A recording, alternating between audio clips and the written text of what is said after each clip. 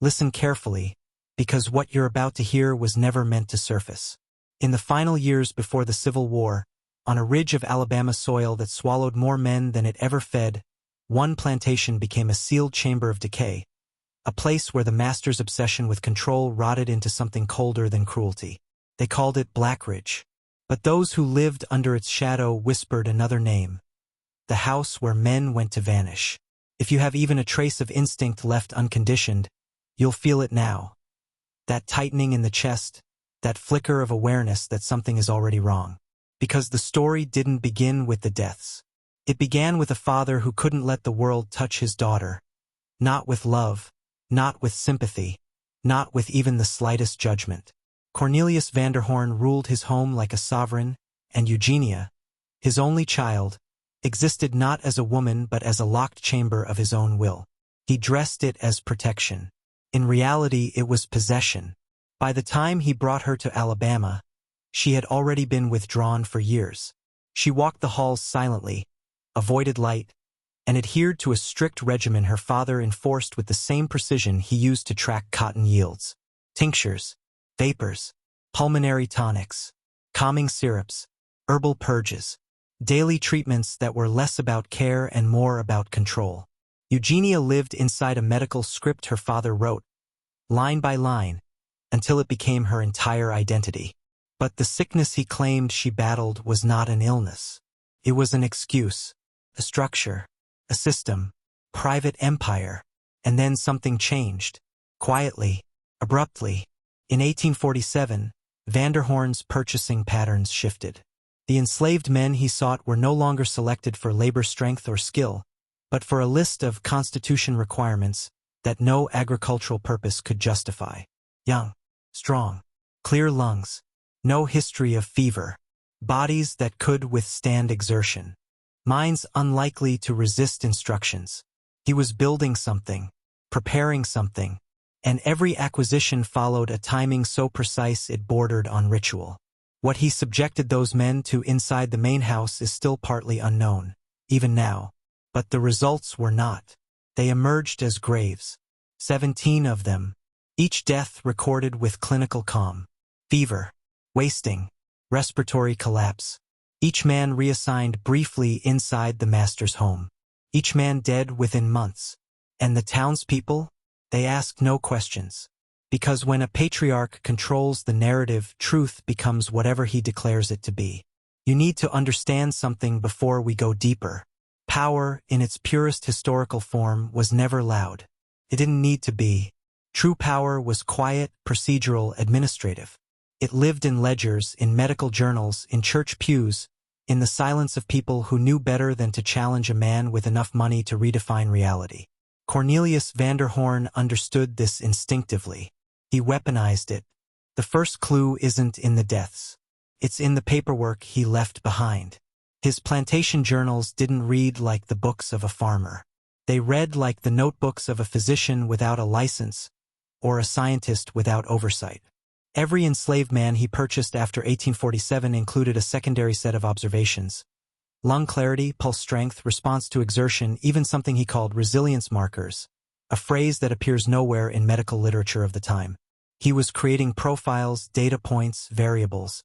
Blackridge wasn't a plantation. It was a controlled environment. Eugenia became the center of that environment. Vanderhorn claimed her body needed constant atmospheric regulation. Her room was always warm, kept at a precisely maintained temperature, windows sealed, airflow measured. He insisted she needed continuous exposure to stimulus-bearing proximity. That was his term. Stimulus-bearing proximity. That was his term. Stimulus-bearing proximity. When overseers asked what it meant, he dismissed them. Household staff learned not to question anything involving the upstairs chambers. But those chambers developed a reputation. Quiet at first, then whispered, then feared. Men reassigned to main house duties came back different. The changes were subtle in the beginning. Shallow breaths, unsteady posture, staring into the distance like someone listening for a sound no one else could hear. They said the air upstairs was thick, too thick, like it carried something that didn't belong in human lungs. The cook, Harriet Oakes, remembered the smell. Bitter herbs, copper, and something she could only describe as chemical weight. A scent that clung to fabric. A scent that made the eyes water. Before each reassignment, she prepared trays with boiled roots and strange powders Vanderhorn ordered from suppliers as far away as Savannah. All labeled as medical tincture ingredients. All unregulated. All unverified. The enslaved community didn't know the details, but they understood the pattern. Young men went into the main house. After a few weeks, something inside them broke invisibly. And then they died. What disturbed them most wasn't the mortality. Death was a constant companion in their world. What disturbed them was the absolute consistency, the predictability. It didn't feel like illness. It felt orchestrated. Whatever Vanderhorn was doing upstairs, it wasn't treatment. It was testing. There is a moment in every descent when the pattern stops looking like coincidence and starts looking like design. For Blackridge, that moment arrived in late 1847, when the overseer Marcus Gritton finally confronted Vanderhorn about the accelerating losses. He wasn't a moral man. He wasn't brave. But he was responsible for yields, and 17 dead men meant 17 destroyed investments. So he asked, plainly, why the healthiest workers were being cycled through the main house and emerging half-dead. Vanderhorn's response, recorded in a letter Gritton sent to his brother in Tennessee, reveals the first glimpse of the truth. My daughter requires environmental stabilizers. These men are part of her care regimen. Care regimen. Environmental stabilizers. Words engineered to sound scientific. Words designed to end a conversation. But the more you read his surviving documents, the clearer it becomes. Vanderhorn believed Eugenia was not merely fragile. He believed she was absorbing the atmospheric conditions of those around her. That her constitutional imbalances could be counteracted by proximity to the strongest lungs, the strongest blood, the strongest physical vitality available to him. It wasn't medicine. It was extraction. Osmosis, a parasitic theory he framed as paternal devotion. The enslaved men weren't chosen for their skills. They were chosen for their body's internal resources. Heat, breath, metabolic force, what early pseudo-medical theorists sometimes called essential vigor. Vanderhorn convinced himself that Eugenia's health depended on harvesting it. And the method he devised to do that was brutal in its subtlety. Upstairs, Eugenia's room was transformed into a control chamber. Heavy carpets lined the floors, not for decoration, but to trap warmth. Copper basins filled with heated tonics released thick vapors. Windows were sealed with resin. Lamps burned constantly, increasing temperature and depleting air quality. Into this environment, Vanderhorn placed the young men whose bodies he considered raw material. The logs mention forced confinement for hours at a time, with the men instructed to breathe deeply, to remain near Eugenia's bedside, to follow breathing rhythms Vanderhorn dictated. He measured their pulse before each session and after each session. And he kept notes, always the notes, tracking how long each man lasted before coughing fits began, before weakness set in, before their skin grew pale from oxygen depletion. Some of the men described the room as a slow suffocation chamber, before their voices fell silent. They said Eugenia would sit in bed, trembling, staring past them with hollow eyes, as if she wasn't present, as if she had already been hollowed herself. The truth is simple and monstrous. Eugenia was not the one being treated. She was the instrument. The deeper you go into Vanderhorn's papers, the more one truth crystallizes. He did not see himself as a criminal. He saw himself as a curator of order, a man managing variables, a patriarch preserving the only world he believed he controlled. And like every corrupted patriarch throughout history, he built the justification first, then built the system to match it. The question most outsiders ask is simple. How could something so grotesque remain invisible? But that question reveals a modern mindset. In the antebellum South, visibility was optional for men like Vanderhorn. Power insulated itself. The plantation was both fortress and laboratory, a place where the architecture of silence had been perfected over generations.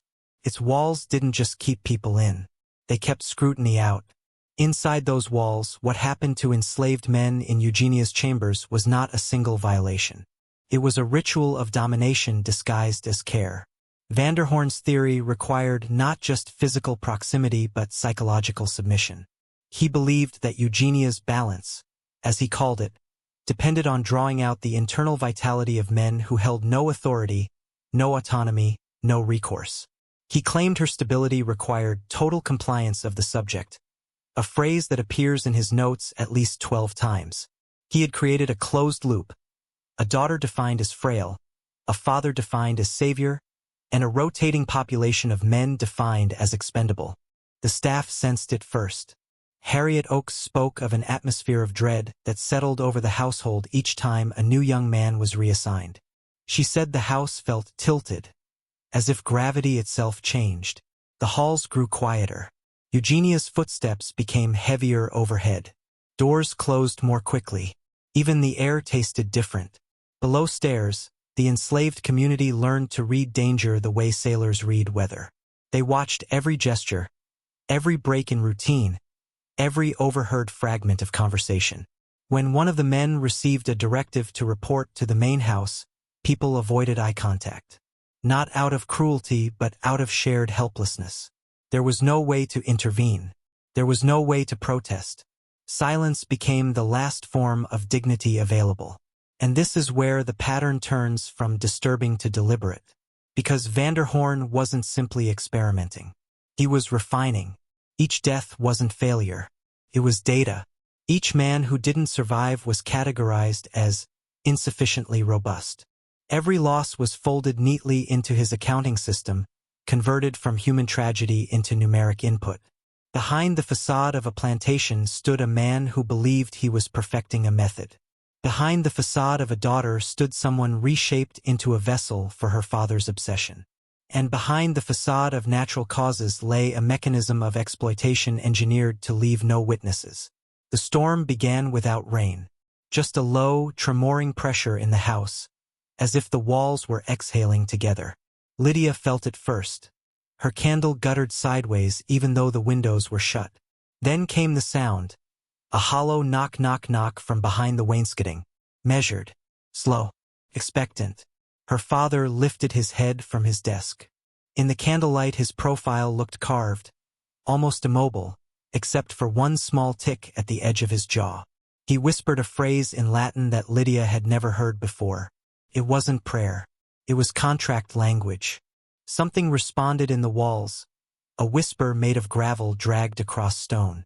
Her father rose from his chair. The floorboards did not creak, as though they were holding their breath for him. He turned to her. "You will not speak. You will not look away. What you see now will decide whether this house endures its obligation, or whether it must be surrendered entirely." Lydia felt her ribs tighten against her lungs. "Obligation to what?" "To what kept us alive," he said. "To what gave you your name, your protection, your inheritance. The corrupted lineage is not a legend. It is the debt beneath our floorboards." He stepped toward the far wall and pressed his palm against one panel. It sank inward as if it were soft. The surface rippled. Noonlight, impossible and colorless, spilled from the seam.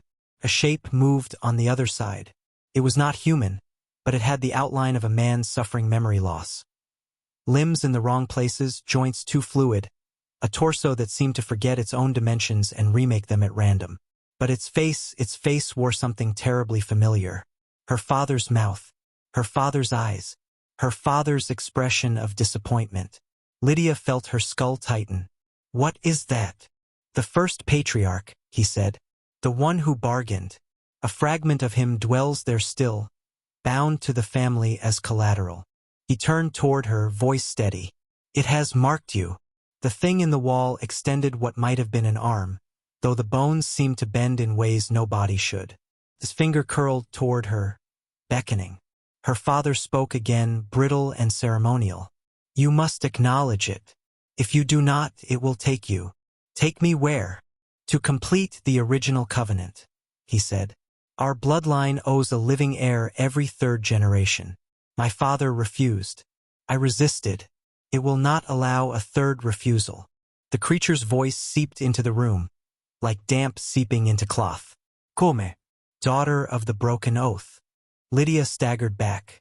Father, you knew this was coming. I knew it the day your mother died, he said quietly. She was the price for my defiance. The house shuddered once, violently enough to make dust roll off the rafters. You must choose, he said. Acknowledge it and bind it, or deny it and be claimed. The wall opened wider, like a mouth preparing to swallow light. Lydia felt the pressure of a decision that did not care about reason, justice, or survival. Only lineage, only debt, only blood that remembered. She took one step forward. The creature leaned closer. Her father whispered, "Whatever you choose, do not break eye contact." The house inhaled. The covenant waited. Lydia stepped toward the opening. The air changed the moment she crossed the threshold of shadow and lamplight. Thickened, like warm breath in a sealed room. The creature stilled, its joints realigning with eerie precision, as if her nearness granted it a temporary memory of the anatomy it once possessed. Its face, a disturbingly faithful echo of her father's, smoothed into something like anticipation. Behind her, her father's voice was taut. Do not kneel. It will read that as surrender. The creature spoke without moving its lips. Bloodchild, oathbearer, heir of the broken. The voice vibrated inside her teeth, not her ears. Lydia forced herself to stand straighter. If you want acknowledgement, then speak plainly. What do you require? The thing reacted to her firmness. It straightened too, its posture mimicking hers, though it trembled at the edges, as if holding a shape was painful. Your lineage made a covenant 3 centuries ago. Land for loyalty, protection for presence, power for a price. Her father murmured behind her, "Do not accept the premise. It always begins by making you repeat the terms." Lydia's pulse hammered. You claim a debt. The creature's head tilted. We claim continuity. It raised its arm again, the skin rippling like wet cloth. Beneath it, she saw flashes of something metallic. Not bone, not tendon, chains. Her breath caught. We are not your servants, she said. Not servants, partners. Her father hissed. That is the lie. That was always the lie. The chains rattled, faint and deliberate. 3 generations stand between your blood and dissolution. The first patriarch failed. Your father failed. You are the hinge. Why me? Lydia asked. Because you still question. Doubt is the only doorway through which a lineage can be rewritten. Her father staggered as though struck. Do not listen to that. Do not let it divide your loyalty. The creature shifted its gaze to him, and its borrowed face twisted into an expression Lydia recognized. Contempt sharpened into cruelty. You defied the covenant, Elias. You left us starving. The house hollowed because of you. The walls rot because of you. She bears the consequence of your refusal. Something inside the room cracked, as if a beam split under invisible strain. Dust drifted down in long, drifting ribbons. Lydia's voice trembled, not with fear but with realization. You said the house was sick. You knew what was causing it. Her father's silence confirmed everything. The creature leaned closer. Bind us. Let the bloodline breathe again. Accept the birthright that was stolen from you. Or refuse and we will reclaim what was promised. You. The wall behind it pulsed like a second heart. Her father's hand closed around her shoulder. Lydia, whatever you do, do not agree to its terms. It will twist your intent. It always does. But Lydia felt something shift inside her. Not temptation. Authority. Cold, analytical clarity. The creature feared something. She could see it now. It needed acknowledgement. It needed consent. Without her, it could not fully enter the world. She stepped closer until their faces were inches apart. I will give you acknowledgement, she said softly, but not obedience. The creature froze.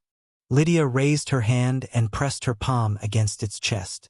The surface felt like cold water over stone. I acknowledge the covenant, she whispered, and I claim the right to rewrite it. The creature recoiled as if scalded. No, no, No. The wall convulsed behind it. Her father gasped. Lydia held her ground. This house lives because I live. This lineage continues because I choose. The debt does not bind me. I bind it. The creature screamed, a sound that bent the air, that made the floor vibrate, that shook the candlelight into frantic shards. Chains erupted from its skin, whipping outward, seeking anchor points in the room. But they halted midair, trembling, suspended in invisible force. Lydia whispered one last phrase, born not of the past, but of absolute will. I am the patriarch now. The chains shattered. The creature collapsed inward, folding like collapsing architecture, its stolen features dissolving. The wall swallowed it whole, then sealed shut, leaving only a hairline crack. The house exhaled. Her father fell to his knees.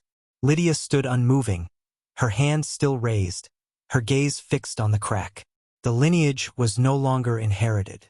It was conquered. Silence filled the room, but it was not the silence Lydia had grown up with. This silence was alert, listening, recalibrating around new authority. Her father remained on his knees, head bowed, shoulders shaking with something halfway between shame and awe. Lydia, he breathed, what have you done? She didn't answer immediately.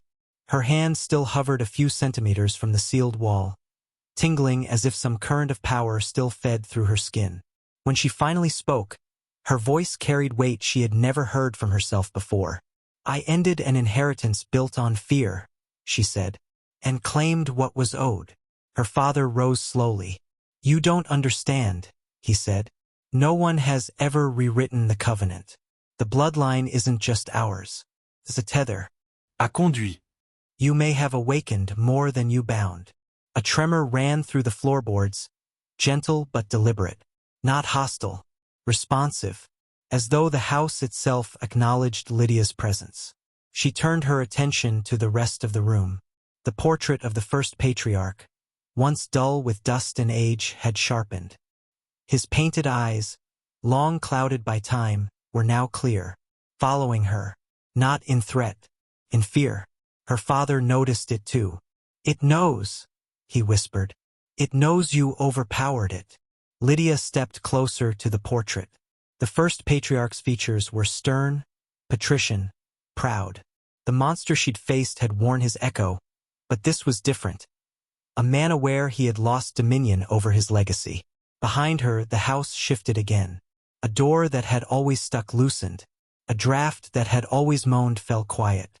Floors that creaked incessantly settled into stillness. The house was reorganizing its loyalties. Lydia felt it like pressure behind her sternum. The sense of a network, once strangled by an ancient bargain, now breaking free of its old logic. It wasn't empty. It wasn't haunted. It was connected, and she was now its central node. Her father's face was pale. Lydia, this is not victory. It's ascension. Ascension comes with appetite. What appetite? She asked. He gestured weakly to the walls. The house was designed to feed on the covenant. But with the old authority broken, it needs a new source, a new equilibrium. You are not bound to it, but you are tied to it. It will reshape itself around your will. Another tremor pulsed through the structure, this time accompanied by a faint whispering, like dozens of voices speaking in unison from the foundations. Not words. Recognition. Lydia exhaled slowly. Then I'll decide what it becomes. Her father swallowed hard. Then God help us all. For a moment, Lydia felt a pang of uncertainty, but beneath it lay something colder and steadier than fear. Resolve. She moved toward the window. Outside, the estate stretched in black silhouette against the moonlit fields. For generations it had been an empire of silent obligations, its soil fed by an agreement nobody alive had fully understood. Now the soil felt different, expectant, alive. She turned back to her father. The old patriarchs ruled through debt. I'll rule through design. Rule? He echoed. I am what the covenant feared, she said. A successor with autonomy. The house groaned in agreement. Her father stepped back as if she had become something more luminous or more dangerous than he could comprehend. And perhaps she had. Because behind Lydia, the sealed crack in the wall slowly widened, not in threat, but in submission. A small, perfectly squared aperture appeared. Inside it, faint geometric markings glowed like circuitry waking from a centuries-long sleep. The house was offering her something. A channel, a command interface, a way to shape the future of the bloodline itself. Lydia's heartbeat quickened. She reached toward the light, and the house leaned toward her. The aperture in the wall widened into a perfect square, its edges too clean, too deliberate for anything carved by hand. Light pulsed softly inside it, breathing like something alive and patient. Lydia stepped closer. Her father stayed behind her, hands trembling at his sides. Do not enter it. Whatever lies within was never meant for the living. That was under the old covenant, Lydia said. This house answers to me now. The markings inside the square glowed brighter, revealing themselves as interlocking geometric glyphs.